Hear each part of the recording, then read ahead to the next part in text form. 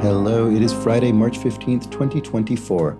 I'm Chris Remo, and welcome back to the New York Times Crossword Daily Solve. And yes, I'm here. It is later in the day than I would ordinarily be releasing this, but I am solving today's New York Times crossword. As I have mentioned, I think once or twice in the last couple of days, I am traveling for the next week and a half or so. So my uploads might be a bit spotty. There might be a reduction in the number of other daily puzzles I solve, but I'm going to do my best to have something on the channel each day. And today it's the actual New York Times crossword. So there we go. I've made that one work. And in fact, I'm in a I'm in a home. My gracious host, in fact, possesses the Daily Solve mug with the official "Let's check the crosses" slogan on there. So there, I have very rarely showed that on screen recently. I just haven't really remembered to do so. But that is a Patreon reward if you're interested for benefactors, of whom my host is one. So let's get on to the solve. This is a Friday puzzle. I've heard it's a tricky one, and so shouldn't waste too much time. But first, this Friday edition of the Daily Solve has been brought to us by Mitchell Turek, Henrik Koskinen, Jake Rodkin, and, as always, the indomitable Schulmaster. Those four are benefactors of the Daily Solve Patreon campaign. In fact, Jake Rodkin, who I've just listed, is not only my benefactor, but also my host, which is why this home has this official mug to which he was entitled. So thank you to those four, and thank you to everybody who's a patron of the Daily Solve Patreon campaign at any level.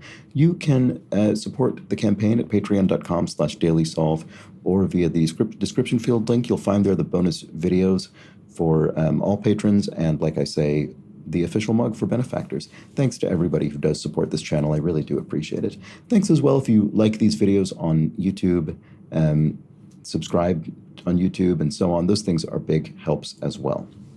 All right, let's get on to the solve. This is a Friday Themeless crossword by Daniel Grinberg, who's constructed around half a dozen puzzles for the New York Times, and it was edited, not as always, I have so hard to get that out of my head. It was edited by Joel Faliano, so this is our second day when we've got a non-Will Shortz editor byline here.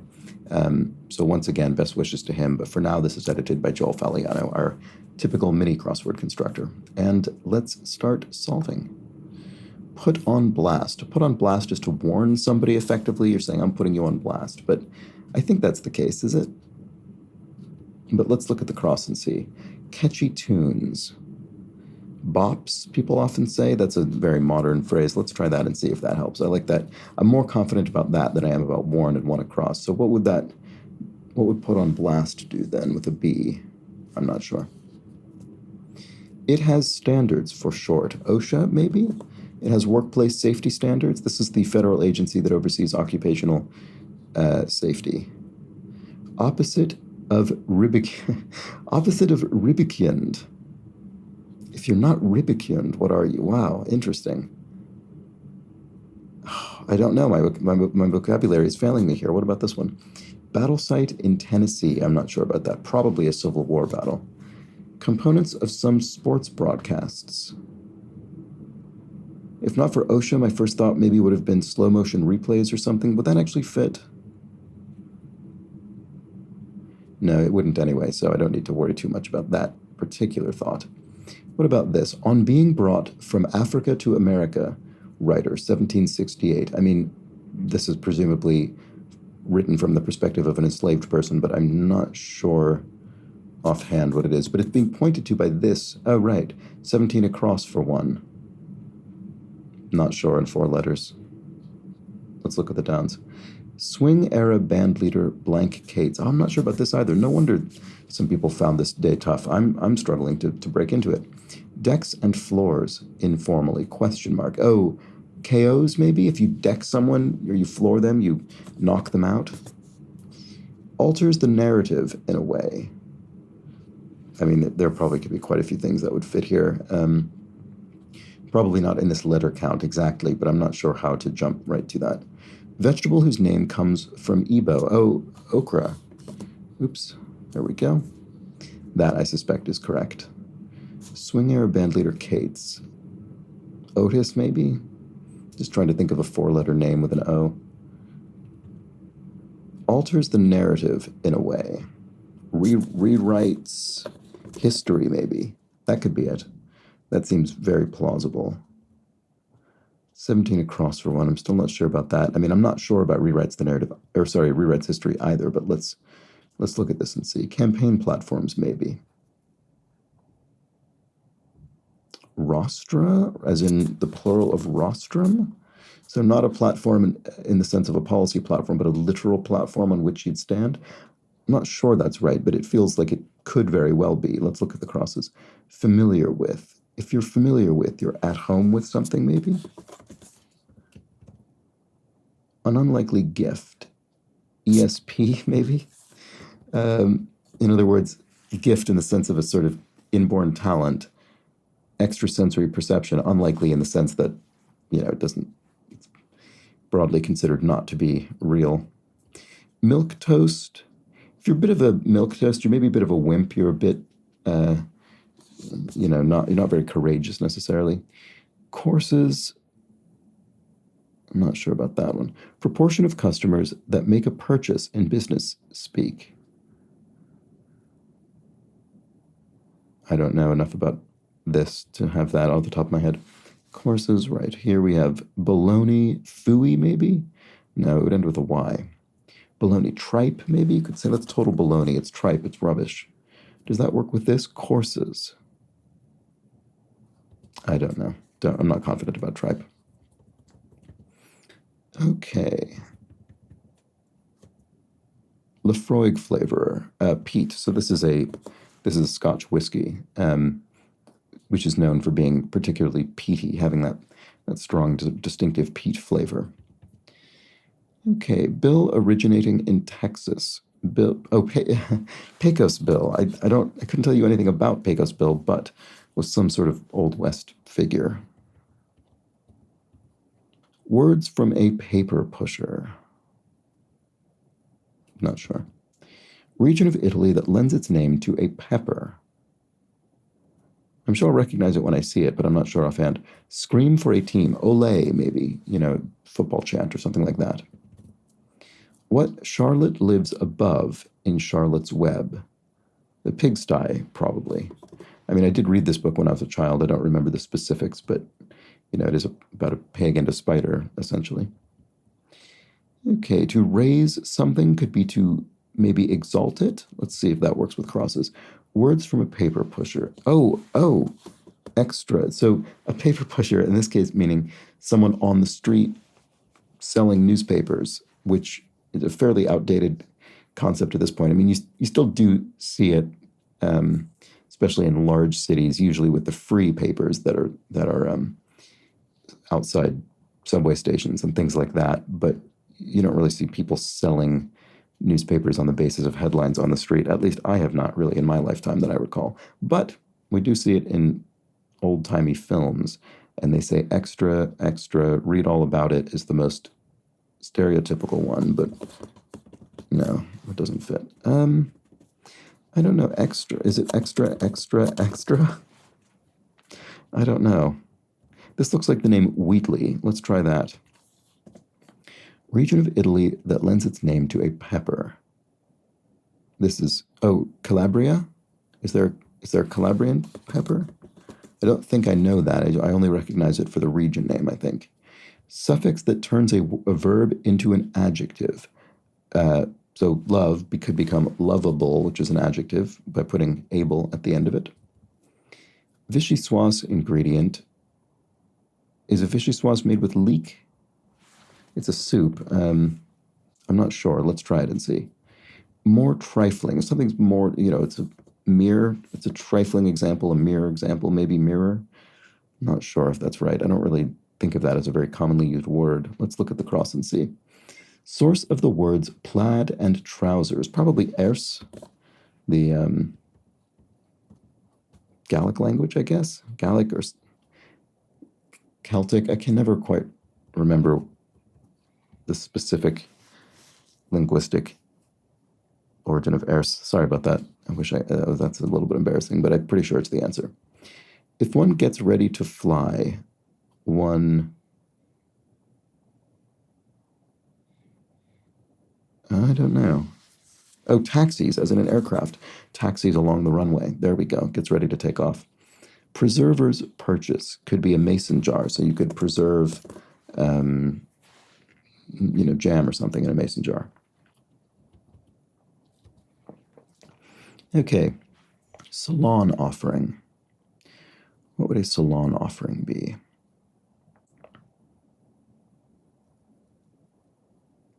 Some kind of dye or a perm or a cut or a style. Can't think. This looks like mistake. Forgetting to finish this clue, for example. Oh, for example, that's clever. Some kind of mistake. Beginner's mistake, maybe? No. Rookie's mistake? Not sure. But mistake is surely correct. So salon offering, tint, maybe? Your Honor, there we go. So how you might address a judge that way. Salon offering. Yeah, it does look like tint, doesn't it? After Brazil, the world's second largest producer of coffee, Vietnam. Interesting. Okay, I wouldn't have known that off the top of my head. I might have assumed, I don't know, maybe Indonesia or something. I'm not sure. But that is interesting. Dom maker. Oh, Moet. So this is the champagne house. Moet et Chandon. And left for the country. Left for the country. What does that mean? I keep trying to read this like a cryptic clue where left is L and then, I don't know. One left for the country, one. Oh, but it's a question mark. It's punny. Okay, I'm not sure. What about this? Pages on the left side, versos. So this is verso and recto for the left and right pages of a, sort of a folio of a, a book in book printing, things like that. Oh, left for the country is west. I see. So on a map, left, we tend to represent left as being west as a direction on a map, and then also I suppose there's an additional sort of relevance in that if you go in kind of American history, if you're going out to the country, you're going west. So left for the country also kind of ties in there. And she blank, Talking Heads hit. And She Was is a Talking Heads song. It was really fun seeing the Jonathan Demme's concert film, Stop Making Sense, of the Talking Heads, which was re-released in the cinema earlier this year, I guess. It was really, really fun seeing that on a big screen. Roy Lichtenstein's Drowning Girl, e.g. Pop art. I mean, Roy Lichtenstein is very much associated with pop art movement. He, I think, probably is most famous for those big blow-ups of newspaper comic strip art to the point where you can, the sort of individual kind of dots that make up the color process are hugely visible. I don't remember if this is an example of that. It might well be. But anyway. Threat to crops. A pest, maybe? It's pretty straightforward if so. Could be. To rip from could be to tear from or to, I don't know. What about this?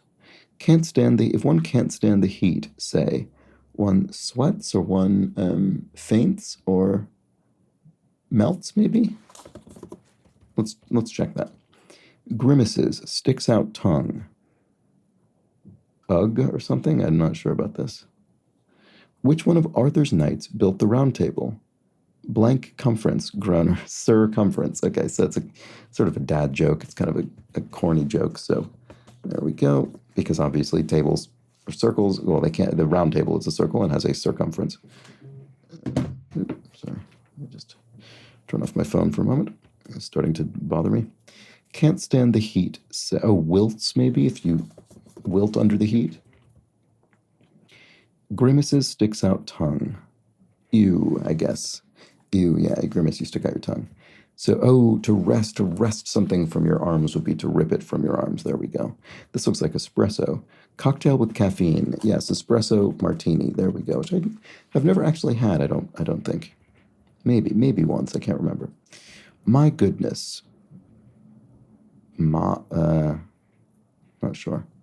kind of fixation, an oral fixation is that a sort of Freudian concept? I'm not sure off the top of my head, but it's something to do with sort of psychoanalysis.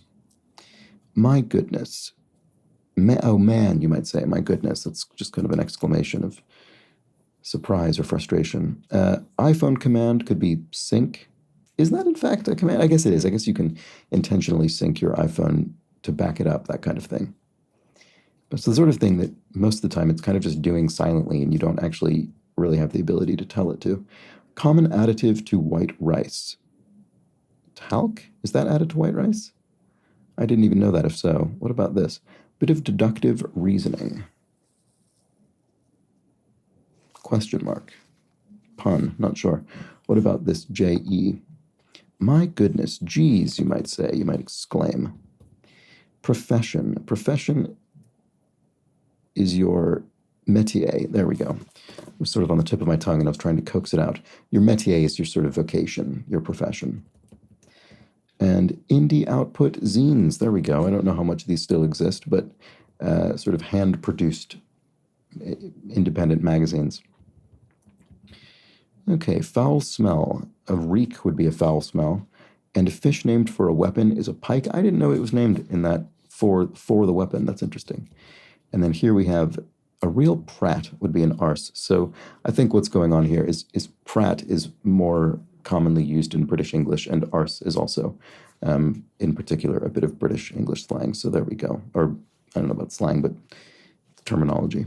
Okay, there we go. Bit of deductive reasoning. Oh, a tax tip. Oh, that's funny. So yes, you might be given a tax tip to help with a tax deduction. So deductive reasoning, and that is a bit of a pun, hence the question mark. Okay, great. What about this? Fuji for one. Oh, that's an apple variety. Is it a red apple? I think it's a red apple. Let's try that. Forgetting to finish this clue, for example. An honest mistake, a constructor's mistake, a setter's mistake. What is it? Careless mistake. That's what it is. There we go. Great. Okay. Got taken for a ride, in a way. Ubered, maybe? What about this? Swear. Swear. A cuss is a swear. It's a bit of profanity. And name that's a homophone of 24 across, which is able. Well, you can homophone it and indeed anagram it as well by switching the position of the E and the L to make able. To give a hand is to slap, I guess, to sort of give someone a hand, to slap them. I guess that's right. Occasion to ask the 4 questions. Oh, a Seder. So the Seder dinner, Passover dinner. Got taken for a ride, in a way. It is Ubered. Right, okay, my thought was correct on that. Bacteriologist Walter, who conducted yellow fever research. I don't know this offhand. What about this one? Courses, or ways, I suppose? Directions or something? Baloney. My eye. There we go. So a bit of a quaint exclamation of disbelief, maybe. My eye. Baloney. Phooey. Oh, right. This is Walter. Oh, Walter Reed, maybe? Oh, okay. I'm only suspecting that's the case because I've heard of Walter Reed Hospital, which I think is a veterans hospital in the U.S. So maybe that's for whom it's named. I'm not sure. I'm going to take a guess and put it in and see. Proportion of customers that make a purchase in business speak. Your sell rate, your conversion rate, your buy rate, maybe? No, that would be 2 Y's in a row here. The Lord of the Rings actress. Oh, Tyler. Is it Liv Tyler? I always sort of confuse Liv Tyler and Liv Schreiber. I know that that's ridiculous 2 people to confuse, but it's more, I guess it's the names I confuse more than the people. Okay. Oh, hit rate, maybe, is the proportion of customers that make a purchase. That sounds plausible. And then here we have components of some sports broadcasts are something. Oh, halftime reports. That's what it is. Okay, I'm not surprised I didn't jump to that, but there we go. We got it eventually. Ground rule. Something TV. I have no idea what that is. Nobody else can take it. Sci-fi's. Nobody else can take.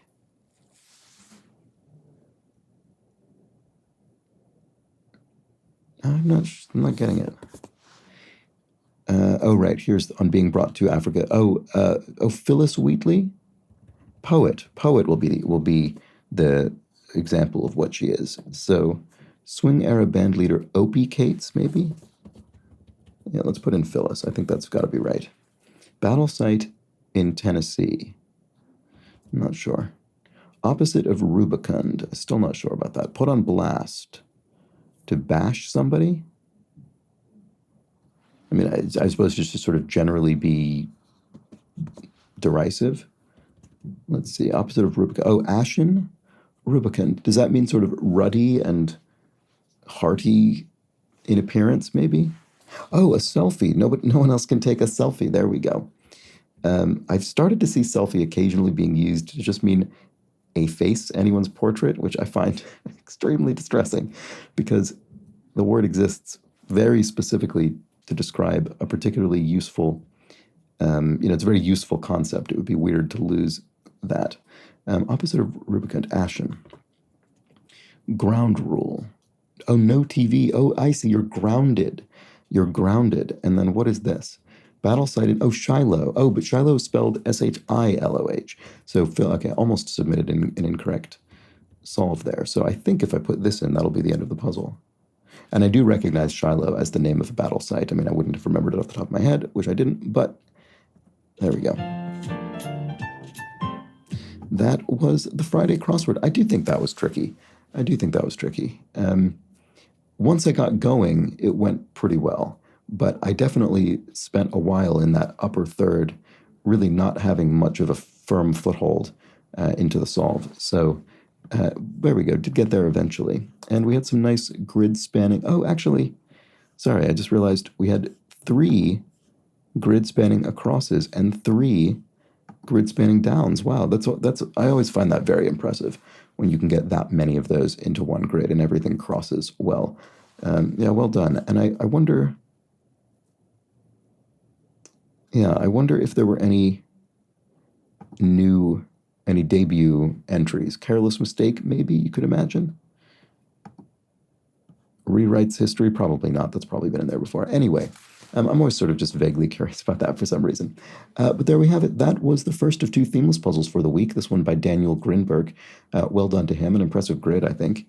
And a bit of a tricky puzzle. Let me know how you felt about it. And I will do my best to be back tomorrow for the Saturday crossword, the second of 2 themeless for the week. So do join me then. If not for that, I'll have something else on the channel one way or the other. So join me for whatever it is. Until then, please do have an excellent remainder of your Friday. Take care.